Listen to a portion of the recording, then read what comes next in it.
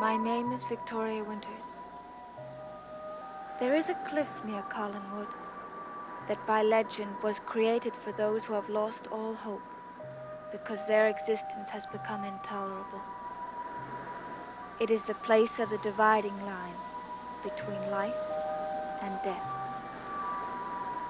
There is one who has come to this place, seeking an escape from problems that have become insurmountable.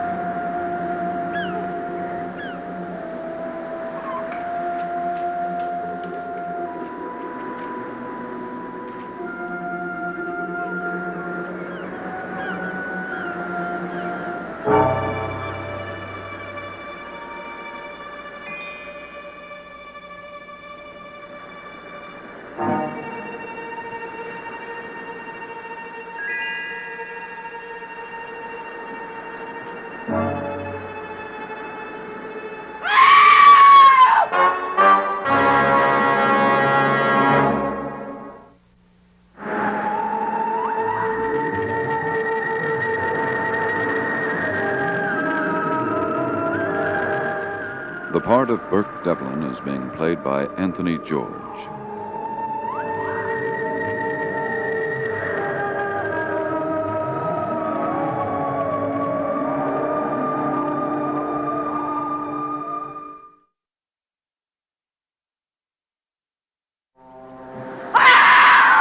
Elizabeth, let me go.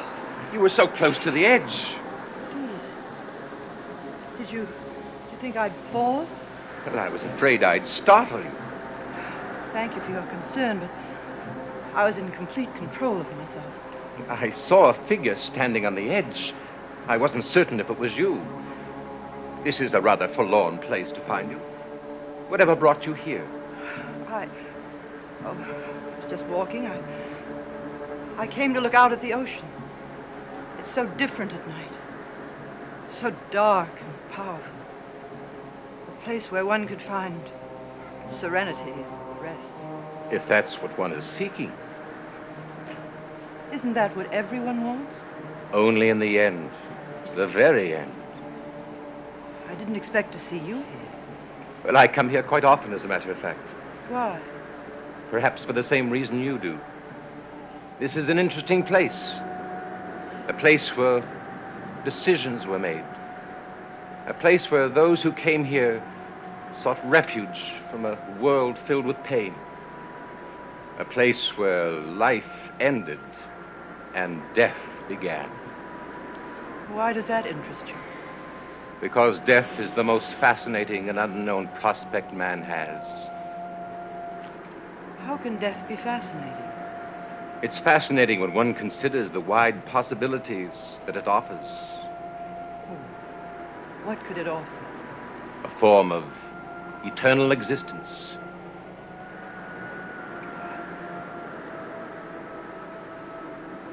But death is non-existence. Death, I wonder. No one has clearly defined death. The state of death could bring peace, or it could bring torment, eternal torment. But life itself can be a torment, which is something we can be sure of. It still remains to be seen which of the least contains the least torment. Well, this isn't the sort of thinking that a woman about to be married should have. But they are nonetheless. You're deeply troubled. Tormented might be the word. Torment is an unrelenting pain. And I would think very little of myself if I were to permit you to suffer without my doing something to ease it. I appreciate that.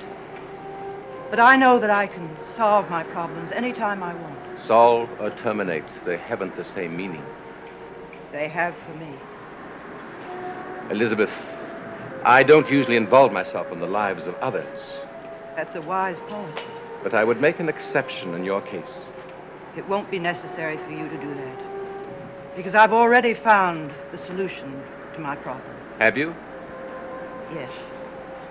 As a matter of fact, you have helped me more than you know. Well, I'm pleased then. You've helped me enormously. What was once only a solution, an alternative to a solution, is now the solution. Your meaning is not quite clear to me. Soon, it will be clear to everyone.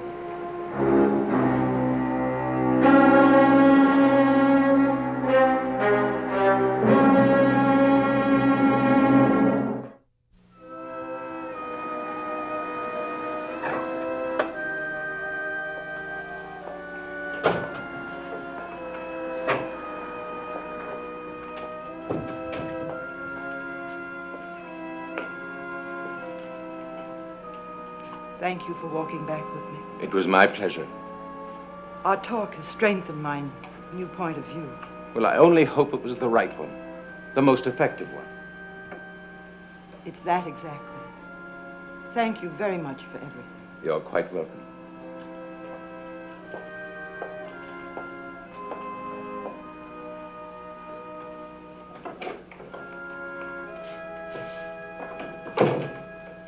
Hi, Aunt Elizabeth.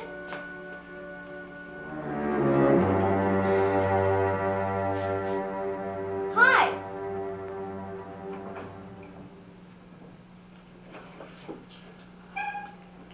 Why wouldn't she answer? She has a lot on her mind. Well, how have you been, David? Fine, I guess. If you're going to ask me if I've been behaving and not playing up at the old house. I wasn't going to ask you that at all. I know you haven't been playing up there. But a friend of yours has. A friend of mine? The little girl you play with. Little girl? Willie told me that you've been playing with a little girl up there. Oh, you mean that kid. Well, she isn't really a friend of mine because I only played with her once. Well, she's been playing up there frequently. And at night, too. Now, I wish the next time you see her, you'd tell her not to play up there. Well, I don't know when I'll see her again because she's not the type of kid I play with. Well, what do you mean? She's sort of behind times. Would you believe she goes around singing London Bridge? London Bridge? Well, it's a song that most children sing. I don't. Well, you're quite a young, modern man, aren't you? Well, in any case, if you see her, please tell her not to play there. I'm not allowed to play near the old house. Where is Miss Winters? In the drawing room. Thank you, David.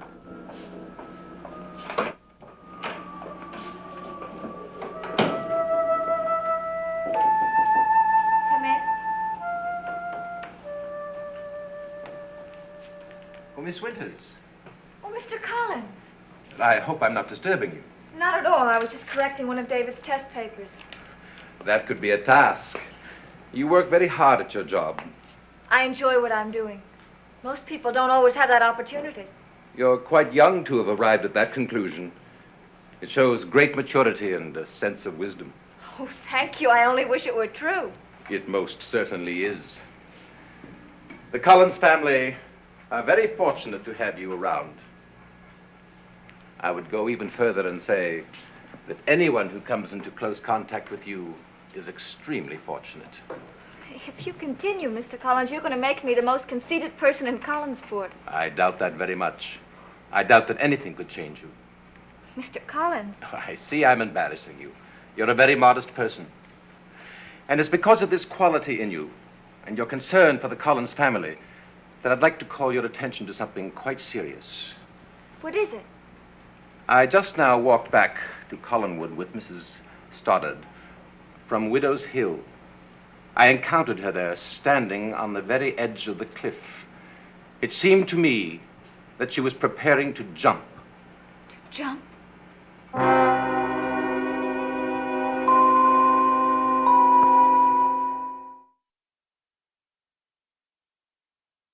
Preparing to jump? No, you must be mistaken. I hope I am. But she was standing on the very edge, looking down. extremely melancholy. But I don't think I that know means- she's been under great pressure, and I fear that it's too much for her. There was desperation in her look, and a sound in her voice of hopelessness. A look and a sound that I'm familiar with. Mrs. Stoddard wouldn't do anything like that. She's a strong woman. She's endured a great deal. But perhaps she cannot endure more. I don't know. It's just not like her. But then she has been behaving very strangely. Well, I don't want to alarm you, but I thought you ought to know. Yes, thank you. I'm sorry that you've been burdened with the responsibility of this information, but I find that you are the one person with whom I can communicate. And I want you to look to me for advice and help, and you may call upon me at any time. I will. You know, we must spend more time talking. I enjoy your company tremendously. I'd like that. We'll make it soon. Good night, Miss Winters. I'll walk out with you. I'm leaving too. Oh, you're going out this evening? Yes, I'm having dinner with Burke Devlin.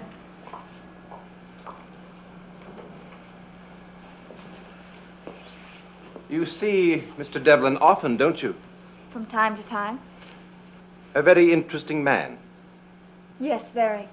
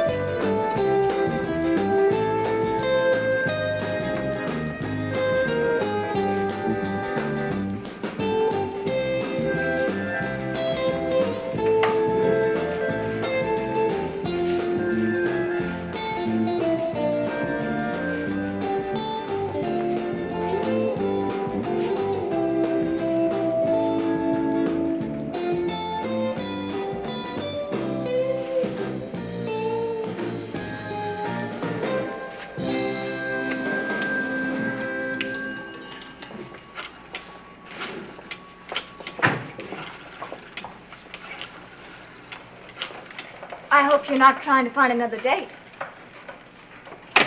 Just trying to find this one. I'm sorry, Burke. I was sorry a minute ago, but I'm much better now. My dime. What's the matter? My dime didn't come back. Well, where did it go? In there, and it should have come out here.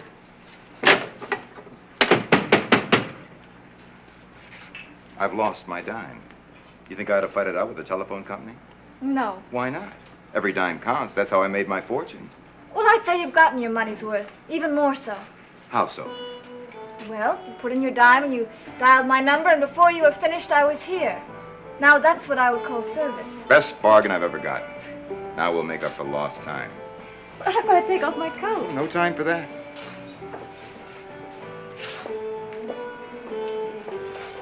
Thank you for asking me out tonight. My pleasure.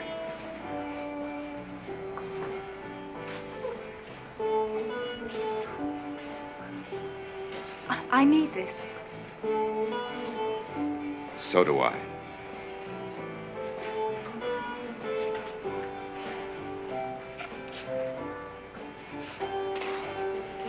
I had to get out of that house. Forget about Collinwood for a few minutes.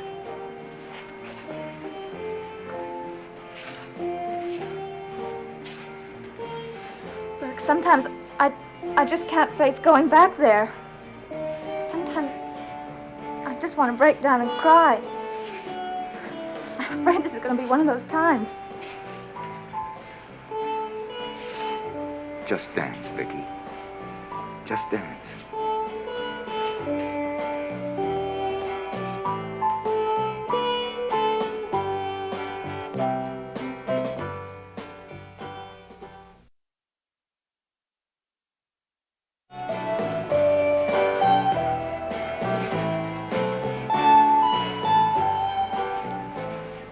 Better now? Mm-hmm. Come on.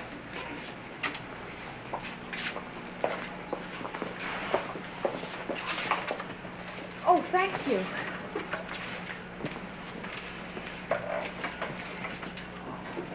Cheers.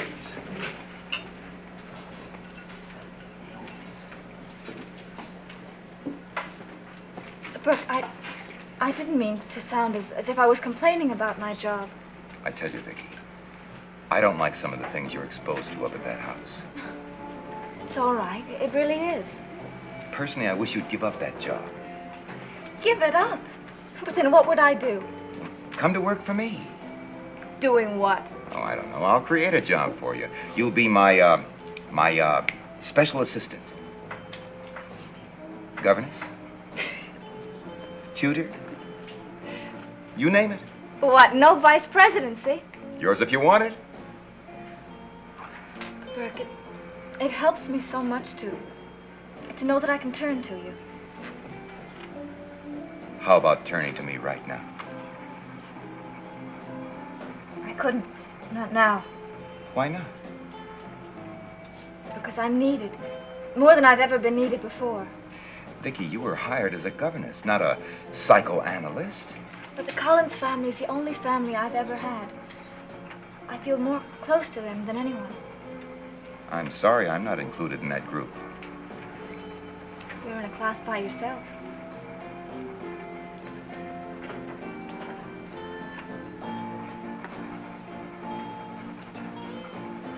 You're always pulling back. Perhaps I won't always have to. But right now, I just can't think about myself. Right? What's the latest crisis? It's Mrs. Stoddard. The bride-to-be? She's been behaving very strangely. Well, brides usually do, so they say. Oh, I'm serious. She's been so withdrawn. She doesn't talk to anyone. She's just not herself. It's no wonder. Being forced into a marriage nobody can do anything about. What's been happening to her is so frightening. How do you mean? Well, I've had 2 reports. The first one is from Mrs. Johnson. She saw Mrs. Stoddard on Widow's Hill.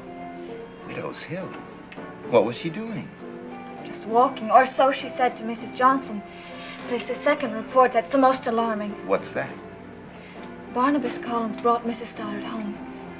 He said that he'd found her on Widow's Hill, standing very near to the edge of the cliff.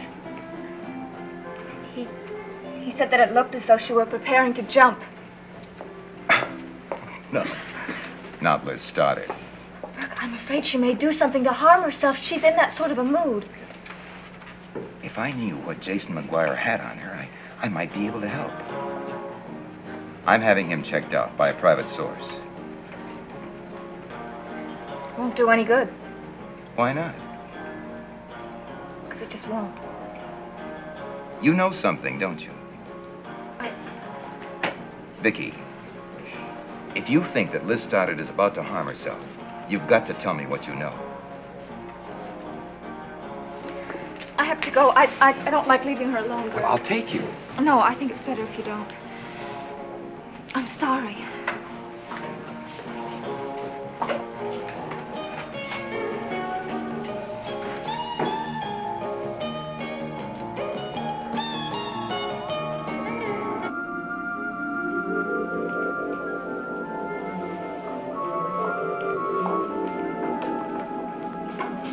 Hi, Aunt Elizabeth.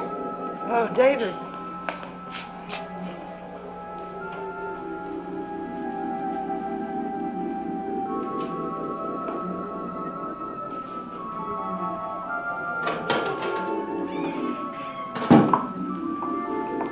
Mrs. Stoddard. Hi, Vicky.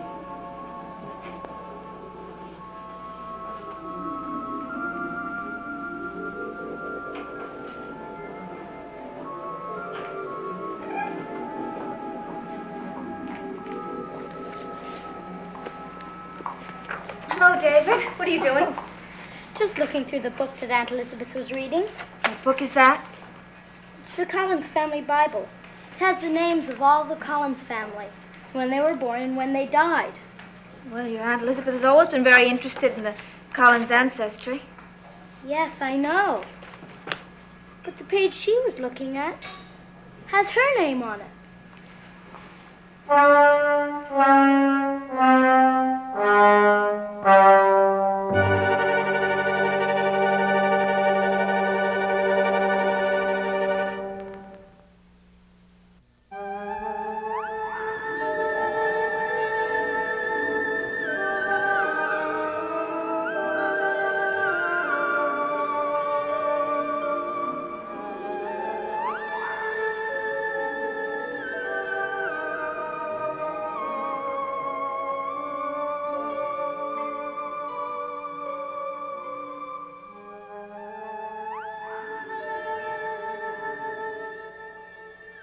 Dark Shadows is a Dan Curtis production.